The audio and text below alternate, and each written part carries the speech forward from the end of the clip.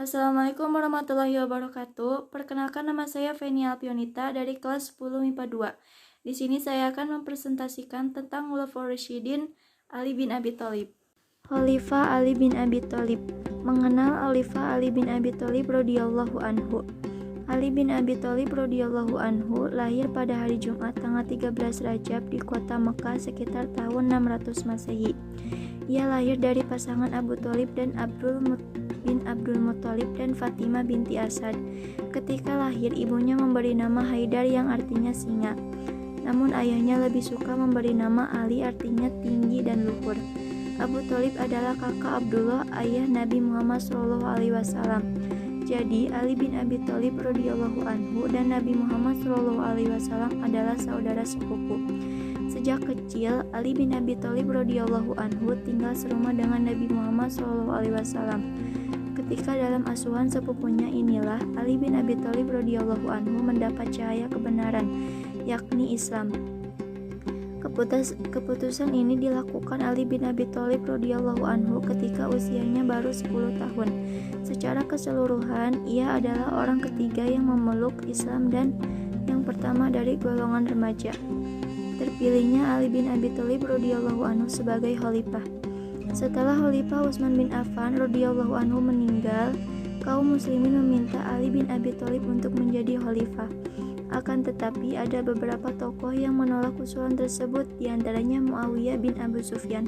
Sebaliknya, pihak Ali bin Abi Thalib berpendapat bahwa masalah kepemimpinan sebaiknya diselesaikan terlebih dahulu. Perbedaan pendapat tersebut menjadi awal pecahnya persatuan kaum muslim saat itu. Akhirnya Ali bin Abi Thalib tetap diangkat menjadi khalifah meskipun ada beberapa kalangan yang tidak tersedia mengakuinya. Kebijakan dan strategi Ali bin Abi Thalib radhiyallahu anhu. Khalifah Ali bin Abi Thalib radhiyallahu anhu memerintah hanya 6 tahun. Selama masa pemerintahannya, ia menghadapi berbagai pergolakan. Pemerintahannya nyaris tidak pernah stabil. Pada masa pemerintahannya, ada beberapa kebijakan dan strategi yang diterapkan oleh beliau, di antaranya sebagai berikut. Yang pertama, mengganti pejabat yang kurang kompeten.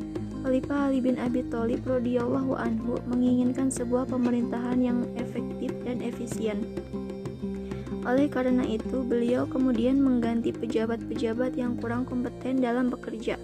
Akan tetapi, kebanyakan pejabat tersebut berasal dari keluarga Khalifah Utsman bin Affan radhiyallahu anhu, Bani Umayyah. Akibatnya, makin banyak kalangan Bani Umayyah yang membenci Khalifah Ali bin Abi Thalib. Yang kedua, membenahi keuangan negara, Baitul Mal. Khalifah Ali bin Abi Thalib radhiyallahu anhu juga melakukan penyitaan harta para pejabat yang diperoleh secara tidak benar. Harta tersebut kemudian disimpan di Baitul Mal dan digunakan untuk kesejahteraan rakyat. Yang ketiga, memajukan bidang ilmu bahasa. Pada pemerintahan Khalifah Ali bin Abi Thalib radhiyallahu anhu, penulisan huruf hijaiyah belum dilengkapi dengan tanda baca seperti kasroh, fathoh, domah, dan tasydid. Hal itu menyebabkan banyaknya kesalahan bacaan teks Al-Quran dan hadis di daerah-daerah yang jauh dari Jazirah Arab. Untuk menghindari kesalahan fatal dalam bacaan Al-Quran dan hadis, Khalifah Ali bin Abi Thalib radhiyallahu anhu memerintahkan Abu Aswad Ad-Duwali untuk mengembangkan pokok-pokok ilmu nahwu, yaitu ilmu yang mempelajari tata bahasa Arab. Keberadaan ilmu nahwu diharapkan dapat membantu orang-orang non-Arab dan mempelajari sumber utama ajaran Islam, yaitu Al-Quran dan hadis. Yang keempat, memajukan bidang pembangunan. Khalifah Ali bin Abi Thalib radhiyallahu anhu memberikan perhatian khusus pada pembangunan kota Kufah. Pada awalnya kota Kufah dijadikan pertahanan oleh Muawiyah. Akan tetapi kota Kufah kemudian berkembang menjadi pusat ilmu tafsir, ilmu hadis, ilmu nahwu, dan ilmu pengetahuan lainnya. Pada waktu itu, perselisihan antara pendukung Khalifah Ali bin Abi Thalib radhiyallahu anhu dan Muawiyah semakin membesar. Perselisihan itulah yang menjadi awal berakhirnya pemerintahan Islam di bawah Khulafaur Rasyidin. Perselisihan berkembang menjadi peperangan. Di antara peperangan itu adalah Perang Jamal dan Perang Siffin. Berkat ketegasan dan ketangkasannya, Perang Jamal dimenangi Khalifah Ali bin Abi Thalib.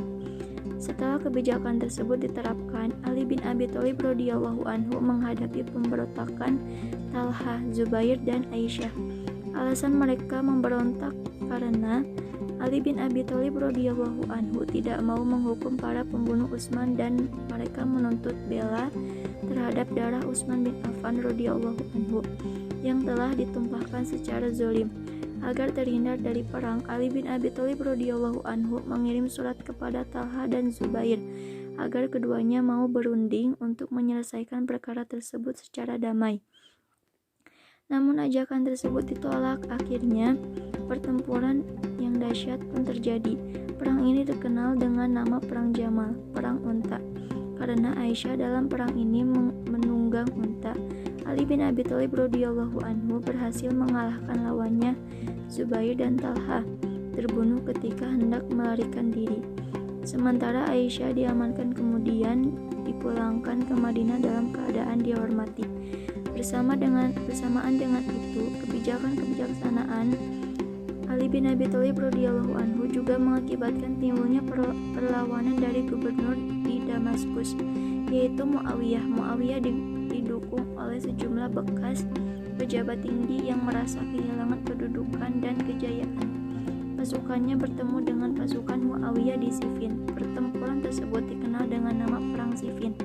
Dalam Perang Siffin, Khalifah Ali bin Abi Thalib radhiyallahu anhu tertipu oleh muslihat pihak Muawiyah. Ali hampir memenangi, namun pihak Muawiyah meminta kepada Ali bin Abi Thalib radhiyallahu anhu agar diadakan perjanjian damai yang disebut perjanjian di Daumatul Jandal, dan perang ini diakhiri dengan tahkim arbitrase. Akan tetapi cara tahkim ternyata tidak menyelesaikan masalah, bahkan menyebabkan timbulnya golongan ketiga, yaitu Khawarij, artinya orang-orang yang keluar dari barisan Ali bin Abi Thalib radhiyallahu anhu. Akibatnya di ujung masa pemerintahan Ali bin Abi Thalib radhiyallahu anhu, umat Islam terpecah. Keadaan ini tidak menguntungkan Ali bin Abi Thalib radhiyallahu anhu.